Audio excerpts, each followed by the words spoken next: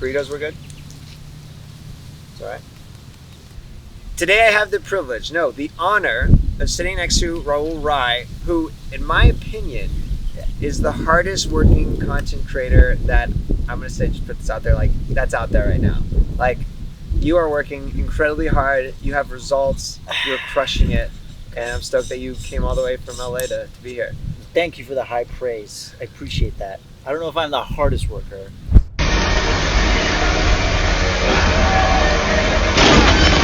Hey babe, have you seen Michael B. Jordan? You're shirtless. And your abs are Can I touch them? I can touch your abs.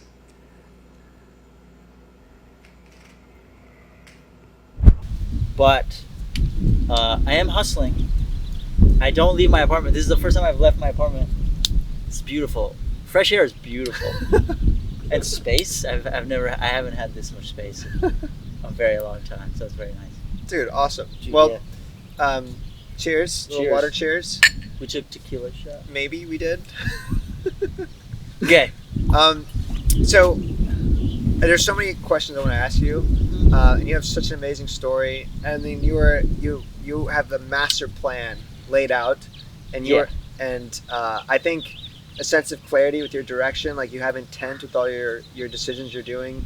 You could be spending your time living it up in LA, the entertainment life. I'm sure you connected with people. There's probably always an opportunity to go out, have a good time, party, spend some money, meet people. But you're not. Like you are in your studio. You are grinding. Why? What are you doing? Like, yeah, that's a good question. It's just because so I'm an actor. I don't know if people know that, but just in case you don't follow me, I don't just talk about financial literacy and investing all your money and not spending it. But I'm an actor, so I've been in that game since I was 18, and I'm 30 now. Wow, that was just weird. Every time I say it, it's I'm 32. So 30, yeah. So for me, it's you just get tired. If you're in the arts, there's a point where you just get tired of losing. And you get tired of just waiting, and you get tired of people coming up to me yo, when is it gonna happen? When are you gonna hit it big? Yo, you should hit up this person's manager. Yo, I just saw this movie called Life of Pi. Why weren't you in it? I just saw Slumdog Millionaire. You would have been so much better. I just saw Aladdin. You would have been so much better for it. So you just get tired. Uber drivers say that. Your mom and dad say it. Your friends say it. And they say it with good intentions, right? They love me. They're super encouraging. But for me, I had a mindset shift once I got financially literate, which is why I'm such a huge proponent of it. And then I had another mindset shift when I started understanding making money online and watching you and watching other creators rack in all this money from online. And it's there's this thing called the information age and the internet. And if you can take advantage of it, first of all, learn it and learn about money, and you combine the two together, it doesn't matter what line of work you're in real estate, you like peanut butter, you like cameras, you like acting, you like dance, you like whatever, plumbing. The internet is available to you as a complement to whatever niche industry you're in. So if you understand money, how to make it, leveraging the internet, and then when you make it, you know how to invest it so that you know how to make it work for you, because you can't outwork money. If you understand certain principles that the wealthy understand, which is also another controversial thing, because people, especially it seems now it's really wrong to be a billionaire. But I personally have nothing against it. I'm against corruption, of course, but I'm not against wealth. Yeah, same. And one of the things that I've come to learn is that wealth is not exactly a zero-sum game. It's actually a positive-sum game if you do it right. There are people who play it as a zero-sum game, but it doesn't have to be. And so there's all this wonderful stuff to learn from the people that are ahead, that if you are able to exercise some level of humility and the internet, you can learn it and then give yourself a competitive advantage within your niche. I'm an actor. So me learning the skills of marketing and selling and social media and money, I honestly do think this is the real stepping stone in complement with my skills as an actor to win an Oscar. So you have it on camera. It's on here. We're going to date back to this interview. Yeah. That's the beautiful thing about it, because it's like, even if I don't, I still have a game plan in place where I'm in the driver's seat. And as an actor, many times you're not in the whole nature of the business means you're not in the driver's seat. Because even to get the gig, even to get the person to get you the gig, is not in your control. You're always, I'm waiting for you, my agent, to call me. Or my agent is waiting for the casting director to tell them I got the gig or didn't get the gig. I'm waiting for my agent to tell me that the casting director gave them the audition for me. It's just a constant stream of waiting.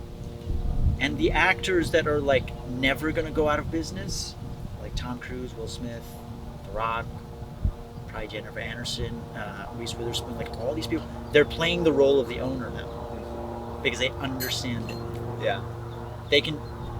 This is how you bypass the whole lack of diversity, not enough work for women, not enough this for that, whatever your mainstream disadvantage is, you start playing like an owner, you play the game of leverage, you're gonna bypass the whole waiting game of the beast, which is hard, because now you have all the power, you're giving yourself all the power, you have to take all the responsibility. If you play the game like an owner, whatever game you're in, you will be able to bypass all the obstacles of your given business. So in my given business, it's like there's lack of diversity. There aren't enough parts written for women. There's no Indian leading male. There's no this or that.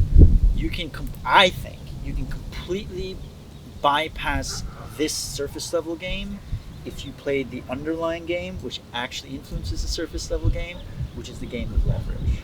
The game of leverage, though, means you need to shift your mind from an employee to an owner. Yeah. Which means you'll have all the power, but you'll have to assume all the responsibility. Right. Well said. Dude. It's tough. That is tough, but I agree 100%. I often say, like, the internet is the great equalizer. Yeah, it's a level playing field. It is. So, like, the traditional rules of how to become successful, kissing ass, and at high-end corporate facilities where there maybe is actual ceilings for women or, yes, people of color, like this, it's changed now. It's a new game. When it comes to the internet is actually cannot be racist. It's an algorithm. Yeah. You can learn about the algorithm. You can create content. Anyone that has internet access and the time to invest can make a living. And I feel like that is putting control in your pocket. The change from employee to owner is a mindset that isn't for everyone. That can handle, like, I know my wife is super smart, way smarter than I am. Yeah. Like, she worked at Deloitte. It was one of the best companies you could work for. And the thought of being an entrepreneur and control and her income is just she can do it. And it doesn't mean one is better than the other, but I think I would rather put my control of my income in my hands and control my time, which I think is the most valuable thing, than rely on the employer, where the employer basically has control and to be an employee. And then you have to play the whole game of, like, Zoom meetings. Sometimes I have to sit in a Zoom meeting because, well, I probably shouldn't say that, but I've been in some Zoom meetings. Yeah. And it's interesting because it's like the marriage between, let's call it corporate culture and art culture. Mm-hmm. And for me, I'm like very much art culture, which is like, I don't want to sit and like have a meeting about business and about, it's like, I don't know, it's just I'm into it. So for whatever reason, I'm willing to deal with the BS of it. Yeah. If you're into being an employee, if you're into like having a 9 to 5, that's great. There's just like there's negatives with every line of work that nothing is like rainbows and sunshine, but you're just willing to deal with the stuff that comes with that line of work you're in. So yeah, I think in today's day and age, because of the internet, we can all be like quasi employee entrepreneurs, both. Yeah. Like I've always kind of been somewhat envious of people who work 9 to 5 because they have that stable income. Definitely. So they have stable cash flow to then play with. But they do have to shift the mind because they have the employee mind. And that's tough because once you see the other side, it's hard to want to go back. It's hard to like I don't want to work for somebody. Like I would hate it. Yeah. It would absolutely be terrible. So now it's just you burn your boats now. So there's no way for me to go back to doing delivery work or having to borrow money from parents or like now it's just like we have this momentum, now we don't stop. Which is why I probably work myself to the bone sometimes and burn out, which is I'm learning that is not good and you need to take some time to rest. Right. But that's you got to learn by doing it. Right, absolutely. So now we've all heard your master plan, your reason why that compels you, your Northern Star. But still, a Northern Star, a reason why people have these, and yet I still don't understand. How did you go from 0 to over 3 million followers in 18 months? Because I know I know why you put in all that work. So you know the why, you want to know the how. Yeah, how? Right. So the how is really simple. Okay. You really want to know the truth? Yeah. It's sweat equity. That's the term, right? I'm learning all these terms by hanging around all you guys. Sweat equity. Sweat equity, basically, from my understanding, is you show up every day. You have the discipline to show up every day, and you do what you know you're supposed to do. So for me, it was I found TikTok, circa like December 2019, let's call it. And then Jan 2019, I was like into it. I got it. I understood it because I consumed. So I consumed, learn, and was like, I could probably do a version of that. I could do something like that. I dance. Let me learn that TikTok dance. I love Friends. Let's do that lip sync. I love The Office. Let's do that. So now it became an avenue, an outlet for me to show my creative prowess, if you will. And then it just became, it also probably helps. I have a bit of an obsessive personality, like an addictive almost kind of a thing. Sometimes I feel like I had the same. So like when I get into something, I get into it. That's how I feel about like affiliate marketing now. But that was it. So I was like, okay, I can do that, and I would just consume, and then save sounds, and then the next day, from like 9 a.m. till like 2 p.m. It's like 5 hours, right? I was just making content for my acting profile. So ultimately, it started off like maybe 6, 9, 12, 15. Then ultimately I settled around 18. So I was making 18 posts a day. Yeah, so I was making 18 posts a day, 7 days a week. So there were no days off. For a solid year. For a solid 12 months, 14 months. So you can imagine just how simple my life was. I wasn't doing anything else. It also helped that there was a pandemic, but I'm also an introvert. So you got to know thyself, right? So self-awareness is really important.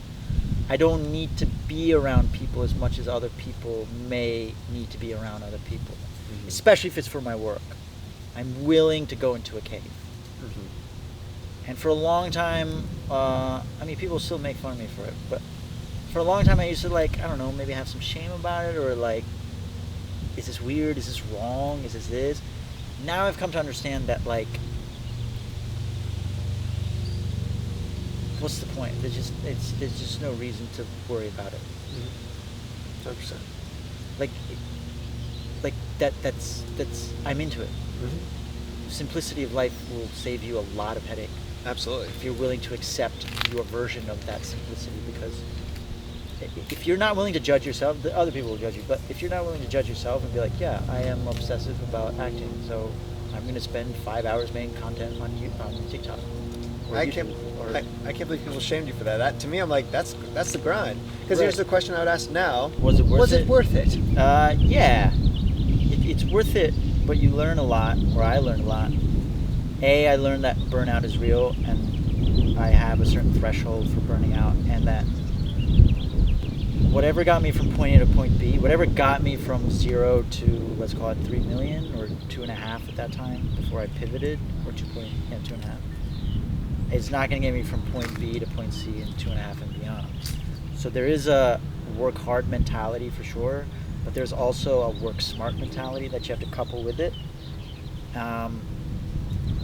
And that means you may have to kill some of your darlings. You have to make sacrifices. You may have to hire people. You may have to, whatever it is, only you know the situation. So in my situation, I knew that making 18 pieces a day is not going to be sustainable, especially 18 fresh pieces a day. Yeah. Like it's like not 18 and then drafts, and then it's just 18 fresh. There was no drafts. It was just insane, 18. That's not sustainable. But I'd always had the instinct of going into the original content space of like creating my own characters and using my own voice and showcasing that. So then it's like, do you have the guts to do it then? Because you have to kill your darlings. That means you're gonna take a hit. Financially, probably, and in terms of views and likes and that what is it, serotonin or whatever? Dopamine. That's hard. That's tough. But if you're gonna go from point B beyond, you have to. That's one of the biggest takeaways that I got from Steve Jobs' back. He was willing to kill the Apple II. The Apple II is what made Apple a gigantic company in the 80s. He was willing to kill it. Nobody else was willing to kill it. But he was right. And so on and so on and so on and so forth. I think the creative space is very much like the tech space. It's the turnover rate is so high. Yeah. And so you have to be adaptable, innovative. And if you really can marry yourself to the process, then you're golden. If you do marry yourself to the material stuff, it's understandable, but it's limited in terms of your ability to withstand. Yeah. That's the clash. Yeah. In the mind. That's amazing. I love that. I think so many people reach out to me and they want to have. I get messages say, you have the life that I want, but people are meeting me, and if they meet you now, they're meeting you after you did your 14 months. For me, I say I sold my 20s. Yeah. My 20s were my time where instead of going out and having fun, I was inside, working sun up, sun down, and my side hustle was in a crappy 9-to-5. Yeah. So they didn't meet me then, because if they would have met me then, they would have been like, dude, Yeah. your life sucks, bro. Yeah. I don't want that. But now they have it. That's like, that's what I want. But, are you willing to, as you said, go through? I'm not at your level just yet. I think I will get there in my own time, but Definitely. I understand. I have my level of experience with that, and people like asking me questions of like, how are you doing it? How are you? Also people have a misconstrued interpretation of having 3 million followers or a giant audience. Your life's not perfect. My life's you not don't have perfect. You don't have everything you want now. No. You got the blue damn check mark. I don't have that. Like, I want that. Oh, that's right. That's the whole thing, right? No, the challenge is evolve, and then you evolve. There's always, it's like your expectations aren't going to grow, right? Your expectations are going to be higher than what they were a year ago. Making $100 a day was once upon a time a lot of money. Now it's got to be 1,000. Then it's got to be 2, then 5, then 10, and then whatever. It's the same. So that level of, I don't know, fear, some level of anxiety, stress, some level of I'm not doing enough. I'm not an enlightened person, so it hasn't gone away from me.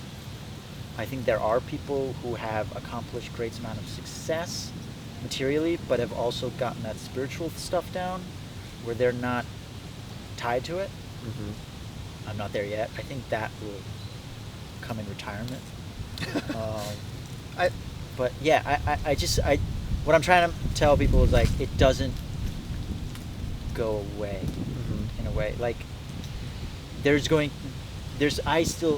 still afraid. Mm-hmm. Yeah, I think what happened this last week. I've been doing my online stuff for over a decade now, and I've become detached from it, where it's actually not a big part of my identity. Although you look at my content, they think, oh, Adrian, he is an affiliate marketer, he's a van life, but honestly, I could give it all up, and I can still be really happy. Yeah. But my dad, who's been working with me for a couple of years, I hired him. He is attached. You know, he sees the money come in through the affiliate, and so 3 days ago we got a big day. It was $11,000. Yeah. And then he's like, "Yeah, we did it." Yeah. And I'm like, "Oh, great, that's awesome." And then the next day, zero. The next day, zero. That's crazy because I'm literally going through that right now. And the next day, zero. Yeah. And my dad is like, "What's It's like we're doing something wrong. what's going on? Like, is it all over?" Yeah.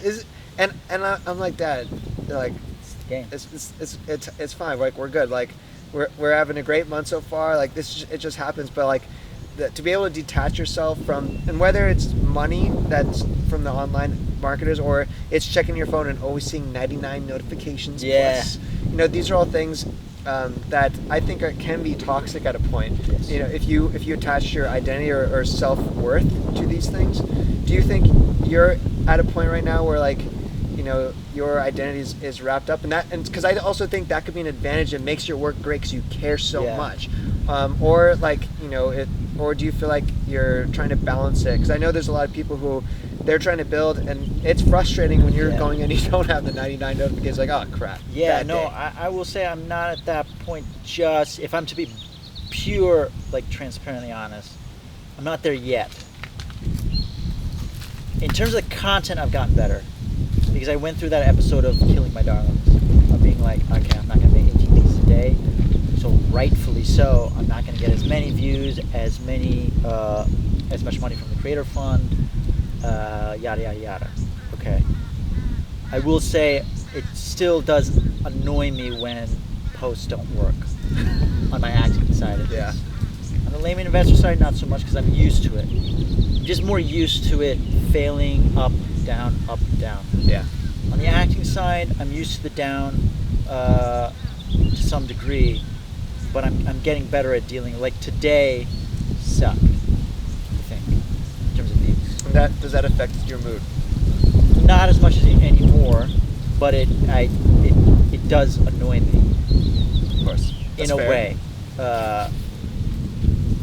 And then like this week, what you were talking about with your dad, I'm experiencing with the affiliate marketing.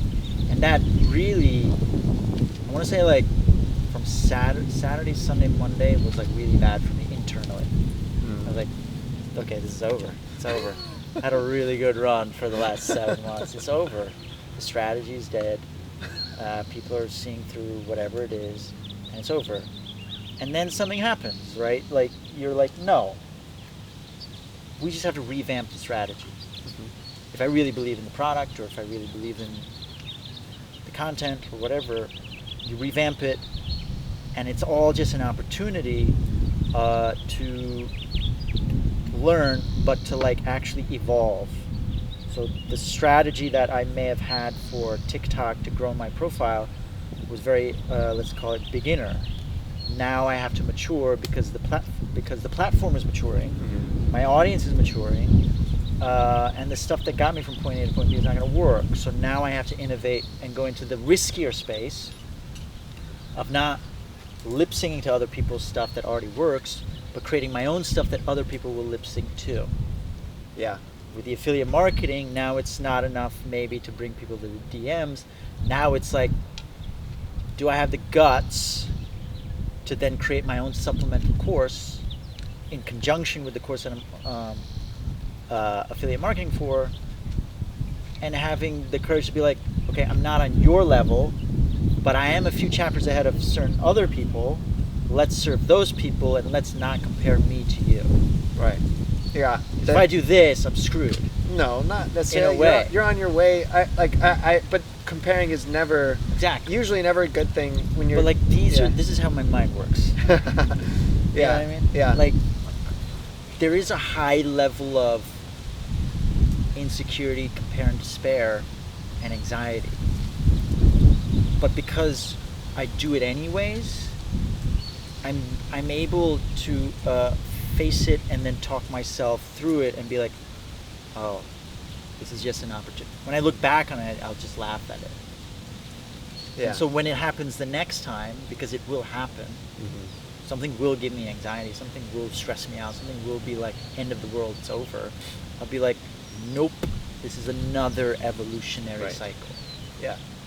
Love it. So on and so forth. So, I want to dive quickly into like your thought process, how you specifically create your content. Yeah. Like, are you planning it out? Are you doing it on a whim? If you're doing it on a whim, that's amazing. But like, I feel like now your entertainment stuff is exceptional. It's amazing. I want to ask more about your business stuff, because I think your content is the best. How are you making literally boring stuff like financial literacy actually get people excited? That is so incredible. I feel like that some people could learn from you. I think you're the leading example on it. Well, thank you. That's very sweet. I will say that the most memorable teachers that I've ever had, even if I didn't care about the subject, were the ones that injected humor and storytelling. Like, I still remember my physics teacher saying, what is it? Lettuce, bacon, tomato. Do you get it? Lettuce, Let us, bacon, tomato. Yeah. So let us start something. No, let us, bacon, tomato. Like, stupid stuff like that. I love that. Because then it makes physics more palatable. Yeah. It makes economics more palatable. Like, I majored in economics. Loved physics in high school. But it's because of the teachers. So I think it goes back to storytelling. If you want to be a good storyteller, you got to be a good listener. So you got to listen to your audience or your comments, right? You can use that as fuel for content, answering questions, just, you know. If you want to be a good story, vulnerability is important. And vulnerability is really like the guts to just be you in all of what you are. Yeah. That takes a little longer to learn, and that's a continual practice. Definitely. I highly recommend reading like Brene Brown for people. That's useful stuff. And then a willingness to just be consistent and patient. And if you're willing to do these things and learn by doing, have a learn by doing attitude, then you can make anything interesting. And like, if you just look at the internet, everything is working. I don't know. I mean, I don't know if there's a niche that doesn't. Right. There's a niche for everything. Yeah. That should be, and that's super encouraging for all of us. So like, don't play the game. Just don't play the game of what's the best thing. Play the game of what's the thing that I want to do, and then do that. Love it. And then learn the skills of financial literacy, making money online, the principle of marketing and selling, and then you will be able to turn it into a side hustle. Dream life. That's the whole point. It's the game. Dope. Well, I'll do a Cheers. last clink. I want to say thank you so much for coming out from LA. Hell yeah. Out of the studio, out of the grind. Appreciated hanging out. I know you met my family and stuff, and made you some burritos. Had some laughs. I always give caution to people who come over. It's like my family culture is like about like roasting. You got to have some thick skin. Yeah, thick skin. I love it because my parents are the same way.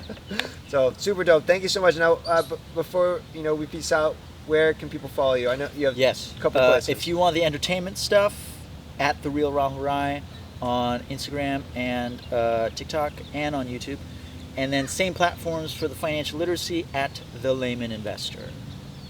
Dope. Thanks for being here. You guys know I live in a studio apartment and I'm all about living below your means. But Adrian Brambila over here, the king of affiliate marketing and making money online, has taken it to a whole nother level. He lives in a van. This is his bathroom. It's very economical. This is his bed. Again, very economical. This is his fridge. Very economical. I can't swivel because the little pieces there. These chairs swivel. This is his office. Oh wait, that's the bathroom. This is his office. Very economical. How much are you paying for this? This costs 75 grand. What's the monthly cost? We paid in cash. Nice. Nice. Nice.